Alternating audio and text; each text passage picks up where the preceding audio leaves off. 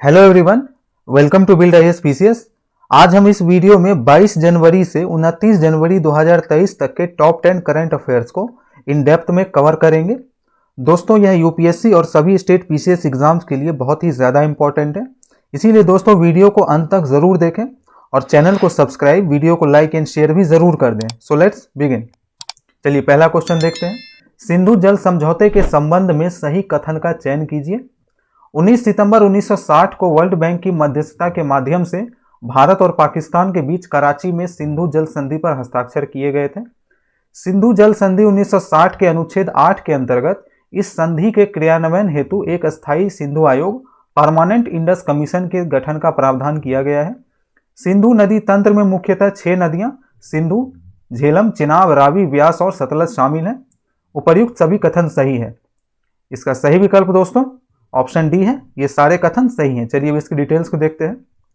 सिंधु नदी तंत्र में मुख्यतः 6 नदियां जिनमें सिंधु, झेलम, चिनाब, रावी, व्यास और सतलज शामिल हैं 19 सितंबर 1960 को वर्ल्ड बैंक की मध्यस्थता के माध्यम से भारत और पाकिस्तान के बीच कराची में सिंधु जल संधि पर हस्ताक्षर किए गए थे। इस समझौते के तहत सिंधु नदी तंत्र की 3 पूर्वी नदियां रावी, सतलज और ब्यास के जल पर भारत को पूरा अधिकार दिया गया, जबकि 3 पश्चिमी नदियां झेलम, चिनाब और सिंधु के जल को पाकिस्तान को दिया गया। सिंधु जल संधि 1960 के अनुच्छेद 8 के अंतर्गत इस संधि के क्रियान्वयन हेतु एक अस्थायी सिंधु आयोग परमानेंट इंडस कमीशन के गठन का प्रावधान किया गया है। Next question. सुभाष चंद्र बोस आपदा प्रबंधन पुरस्कार 2023 के लिए संस्थागत श्रेणी में किसका चयन किया गया है? आपके ऑप्शन हैं उड़ीसा राज्य आपदा प्रबंधन प्राधिकरण, लोंगलेई फायर स्टेशन मिजोरम, विकल्प ए और विकल्प बी दोनों, गुजरात आपदा प्रबंधन संस्थान। इसका सही विकल्प दोस्तों ऑप्शन सी है, विकल्प ए और विकल्प बी दोनों। चलिए इसकी डिटेल्स को देखते हैं। संस्थागत श्रेणी में ओडिशा राज्य आपदा प्राधिकरण और लोंगलेई फायर स्टेशन मिजोरम दोनों ही का ही वर्ष 2023 के लिए आपदा प्रबंधन में उत्कृष्ट कार्य करने के लिए सुभाष चंद्र बोस आपदा प्रबंधन पुरस्कार 2023 के लिए चयन किया गया है। हर साल 23 जनवरी को नेताजी सुभाष चंद्र बोस की जयंती पर इसको प्रदान किया जाता है। इस पुरस्कार में चयनित संस्था को 51 लाख रुपये नगद और एक प्रमाण पत्र तथा व्यक्तिगत मामले में 5 लाख रुपये नगद और एक प्रमाण पत्र प्रदान किया जाता है। Next question. ट्रोपेक्स 23 किस रक्षा बल का युद्धाभ्यास है? आपके ऑप्शन हैं भारतीय सेना, भारतीय नौसेना, भारतीय वायुसेना, भारतीय तटरक्षक बल। इसका सही विकल्प दोस्तों ऑप्शन बी है, भारतीय नौसेना। चलिए इसकी डिटेल्स को देखते हैं। भारतीय नौसेना के प्रमुख समुद्री अभ्यास ट्रोपेक्स का 2023 संस्करण वर्तमान में हिंद महासागर में चल रहा है। यह अभ्यास द्विवार्षिक रूप से आयोजित किया जाता है। इस अभ्यास में विध्वंसकों, युद्धपोतों, कॉर्वेट के साथ साथ पनडुब्बियों और विमानों सहित भारतीय नौसेना की सतह पर स्थित सभी लड़ाकू इकाइयों को जटिल समुद्री परिचालन तैनाती से गुजारा जाता है। यह अभ्यास हथियारों से प्रत्यक्ष फायरिंग सहित युद्ध संचालन के विभिन्न पहलुओं को शामिल करते हुए विभिन्न शहरों के बंदरगाह और समुद्र दोनों में आयोजित किया जाता है। Next question. एमफेक्स 2023 से जुड़े कथनों पर विचार करें। पहला कथन, यह तीनों सेनाओं का संयुक्त अभ्यास है। एमफेक्स 23 अभ्यास पहली बार काकीनाडा में आयोजित किया गया। उपर्युक्त कथनों में से कौन सा कथन सही है? यहाँ है आपके ऑप्शन हैं कथन 1, कथन 2, कथन 1 और कथन 2 दोनों, ना तो कथन 1 ना ही कथन 2। इसका सही विकल्प ऑप्शन सी है, कथन 1 और कथन 2 दोनों। चलिए अब इसकी डिटेल्स को देखते हैं। तीनों सेनाओं के द्विवार्षिक जल थल नभ अभ्यास एमफेक्स 2023 का सफल आयोजन आंध्र प्रदेश के काकीनाडा में किया गया था। एमफेक्स का उद्देश्य आपसी पारस्परिकता और तालमेल को बढ़ाने के लिए सहयोग सहित संचालन के विभिन्न पहलुओं में तीनों सेनाओं के विभिन्न घटकों को संयुक्त प्रशिक्षण प्रदान करना है। एमफेक्स 23 अभ्यास पहली बार काकीनाडा में आयोजित किया गया। इस अभ्यास में भारतीय नौसेना के बड़े प्लेटफॉर्म वाले डॉक, लैंडिंग शिप और landing craft, marine commando, helicopter तथा विमानों सहित तीनों सेनाओं के कई जहाज शामिल थे। भारतीय सेना ने अपने 900 से अधिक सैनिकों के साथ इस अभ्यास में भाग लिया और इसके दौरान उनके साथ विशेष बल, तोपखाने तथा बख्तरबंद वाहन भी शामिल थे। भारतीय वायुसेना के जगुआर लड़ाकू विमानों और C-130 विमानों ने भी अभ्यास में भाग लिया। Next question.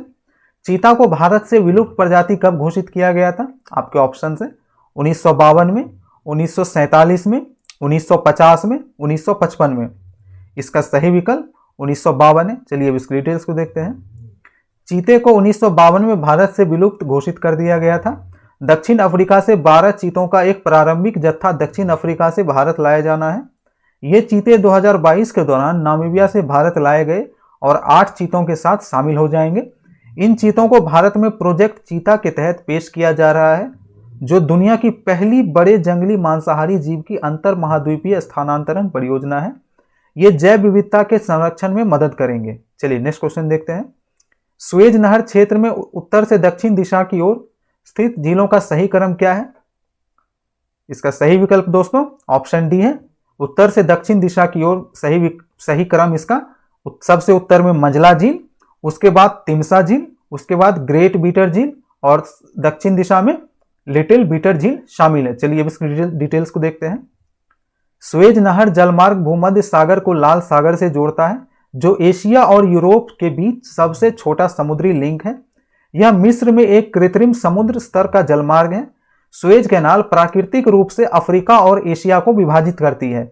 सुएज कैनाल मिस्र में सुएज इस्थिमस को पार करती है और तथा लगभग ये 193 किलोमीटर लंबी है। 1859 और 1869 के बीच सुएज नहर कंपनी द्वारा निर्मित सुएज नहर को आधिकारिक तौर पर 17 नवंबर 1869 को खोला गया था। यह नहर भूमध्य और लाल सागरों के माध्यम से उत्तरी अटलांटिक और उत्तरी हिंद महासागरों के बीच जलमार्ग को अधिक सीधा मार्ग प्रदान करती है। चलिए नेक्स्ट क्वेश्चन को देखते हैं।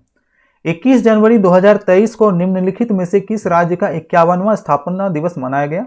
आपके ऑप्शंस हैं त्रिपुरा, मेघालय और असम, त्रिपुरा, नागालैंड और असम, मेघालय, नागालैंड और असम, त्रिपुरा, मेघालय और मणिपुर। इसका सही विकल्प दोस्तों ऑप्शन डी है, त्रिपुरा, मेघालय और मणिपुर। चलिए अब इसकी डिटेल्स को देखते हैं। 21 जनवरी 2023 को त्रिपुरा, मेघालय और मणिपुर का 51वां स्थापना दिवस मनाया गया। इस दिन 3 राज्यों को राज्य का दर्जा प्रदान करते हुए उत्तर पूर्व पुनर्गठन अधिनियम 1971 लागू किया गया था। त्रिपुरा और मणिपुर जो पहले रियासतें थीं, इसको अक्टूबर 1949 में भारतीय संघ में विलय कर दिया गया था और मेघालय पहले असम का हिस्सा था। चलिए नेक्स्ट क्वेश्चन को देखते हैं। पराक्रम दिवस कब मनाया गया है? आपके ऑप्शंस हैं 23 जनवरी, 24 जनवरी, 25 जनवरी, 21 जनवरी। इसका सही विकल्प दोस्तों ऑप्शन ए है 23 जनवरी। चलिए इसकी डिटेल्स को देखते हैं। पराक्रम दिवस प्रतिवर्ष 23 जनवरी को मनाया जाता है। वर्ष 2021 में पराक्रम दिवस को 23 जनवरी के दिन मनाने का फैसला लिया गया था। उसके बाद से हर साल पराक्रम दिवस मनाया जा रहा है। इस दिन नेताजी सुभाष चंद्र बोस की जयंती मनाई जाती है, जिससे पराक्रम दिवस नाम दिया गया। पराक्रम दिवस को शौर्य दिवस के तौर पर भी जाना जाता है। चलिए नेक्स्ट क्वेश्चन देखते हैं। Men's T20 cricketer of the year का पुरस्कार जीतने वाले पहले भारतीय खिलाड़ी कौन बने हैं? आपके ऑप्शंस हैं विराट कोहली, हार्दिक पांड्या, रोहित शर्मा, सूर्य कुमार यादव। इसका सही विकल्प दोस्तों ऑप्शन डी है सूर्य कुमार यादव। चलिए अब इसकी डिटेल्स को देखते हैं। सूर्य कुमार यादव को ICC men's T20 cricketer of the year चुना गया है। वे T20 फॉर्मेट में यह अवार्ड हासिल करने वाले पहले भारतीय खिलाड़ी हैं। उन्होंने इसके साथ ही महेंद्र सिंह धोनी और राहुल द्रविड़ की लिस्ट में जगह बना ली है। राहुल द्रविड़ टेस्ट फॉर्मेट में यह अवार्ड हासिल करने वाले पहले भारतीय खिलाड़ी थे और महेंद्र सिंह धोनी वनडे फॉर्मेट में यह अवार्ड हासिल करने वाले पहले भारतीय खिलाड़ी थे। महेंद्र सिंह धोनी को 2008 में यह अवार्ड मिला था और राहुल द्रविड़ को 2004 में यह खिताब मिला था। चलिए नेक्स्ट क्वेश्चन को देखते हैं। आदित्य L1 सोलर मिशन के अंतर्गत अंतरिक्ष यान को किस वर्ष लॉन्च किया जाएगा?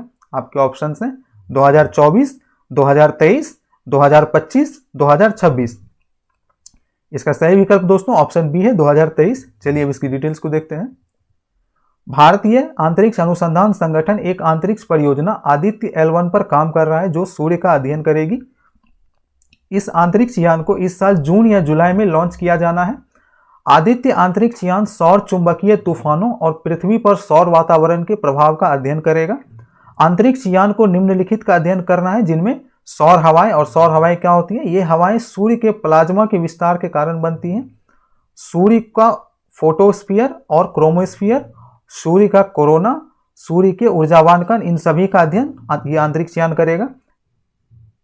तो चलिए मिलते हैं करंट अफेयर्स के अगले सेशन में। अगर आपको यह वीडियो अच्छा लगा तो प्लीज़ हमारे चैनल को सब्सक्राइब, वीडियो को लाइक एंड शेयर करें।